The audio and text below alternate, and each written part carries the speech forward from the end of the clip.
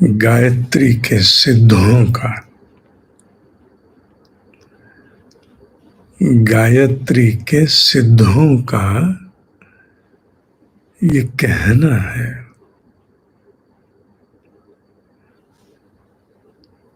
कि बुद्धि की क्षमताएं जिसे विकसित करनी हो वो सूर्य के समक्ष आधे खुले नेत्रों से बैठे, आधे खुले, सुबह का सूर्य, उगता सूर्य, दिन का नहीं, और बैठकर 108 बार जप करे और उसके उपरांत 12 बार उच्चारण करते हुए मन ही मन कर ले, उच्चारण कर, हाथों को रगड़े, सूंघे और आंखों पे, मुख पर लगा ले। बुद्धि की क्षमताएं इस प्रयोग से बहुत विकसित होती हैं और ये प्रयोग हम लोगों ने लाखों बच्चों में व्यक्तिगत जाकर के सिखाया और यही प्रयोग साधक इस ध्यान के द्वारा कर सकते हैं बड़ी सहजता से। केवल ध्यान इतना है कि जितने मिनट में माला का जप होता है उतने मिनट तक ये ध्यान होना अनिवार्य है। किसी को 7 मिनट लगते हैं, किसी को 2 मिनट लगते हैं। अपने अपने अनुरूप इस ध्यान में जाकर और इस ध्यान से पूरे कपाल में उस प्रचंड तेज को अनुभव करना है और बाहर आकर के 12 बार उच्चारण करते हुए हाथ रगड़ के सूंघना, आंखों को लगाना, मुख मलना। इस प्रयोग को करने से बौद्धिक क्षमताएं विकसित होती। बच्चों को तो विशेष रूप से सिखाने की चीज है ये बहुत। जबकि वहां तो कहते हैं सूर्य के समक्ष हो तो पहले थोड़ा हाथों को सूर्य की ऊष्मा से तपा लो, फिर रगड़ो। पहले तपा लो, पहले मंत्र जप कर लो 108, फिर तपा लो, फिर। और ध्यान में तो प्रचंड ऊर्जा हाथों में वैसे ही आ चुकी होती है, बहुत ऊर्जा आ जाती है। तो ये प्रयोग एक ऐसा है जो तुम्हारे माध्यम से, तुम तो ध्यान में कर ही रहे हो, इसका लाभ ले ही रहे हो, पर तुम्हारे माध्यम से ये नव संतति को अवश्य जाए, युवाओं को भी जाए। कहने में हर्ज नहीं है, ठीक है, बहुत सी बातें बहुत से मानते नहीं मानते, पर कहने में क्या है? क्या पता कब किसके मन में कौन सा बीज प्रस्फुटित हो जाए। आज जिसने अनसुनी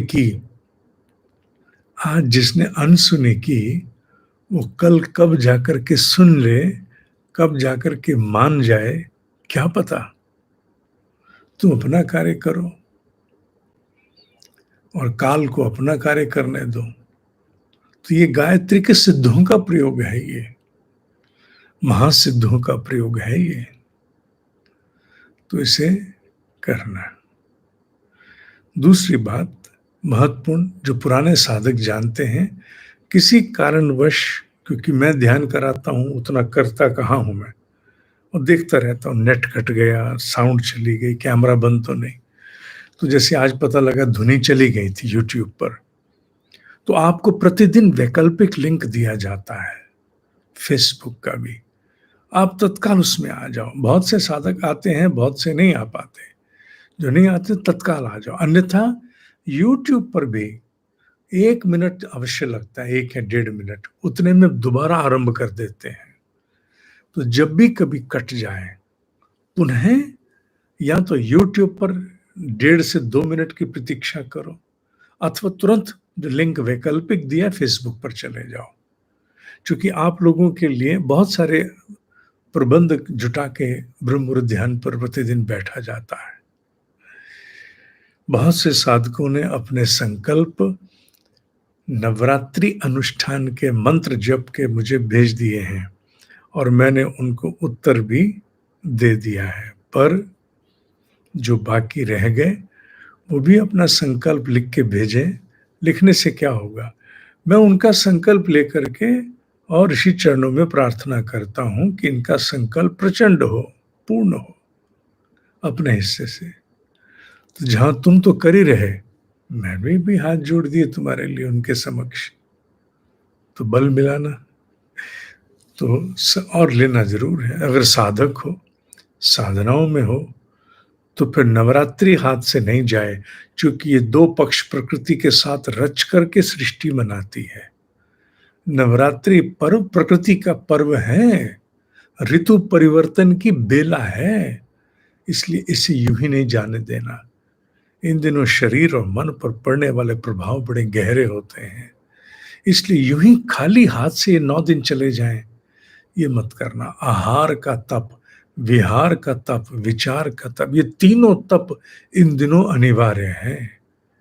इसलिए इन 9 दिनों के लिए अपने आप को तत्काल तैयार करो। तत्काल, तुम बड़े हो गए हो, अब बड़े भी हो रहे हो, बूढ़े भी हो रहे हो। चलो बड़े हो रहे हो, बूढ़े नहीं, बूढ़ा मैं हो गया या मैं हो रहा हूं, तुम नहीं, तुम तो युवा हो। तो बड़े हो रहे, तो बड़े हो रहे हो, तो फिर कम से कम आगे ध्यान रखना है ना, नवरात्रि का अनुष्ठान करने हैं, छोड़ना नहीं, खाली हाथ नहीं जाए। चला गया जो समय बिसर गया, वो सबसे बड़ा घाटा। बाकी घाटे नोशनल हो सकते हैं, रियल हो भी तो इतना नहीं फर्क पड़ता, पर समय का घाटा तो बहुत बड़ा घाटा है बेटा, बहुत बड़ा है ना। हाथ से नहीं जाए, साधक हो तो समझे। ठीक है।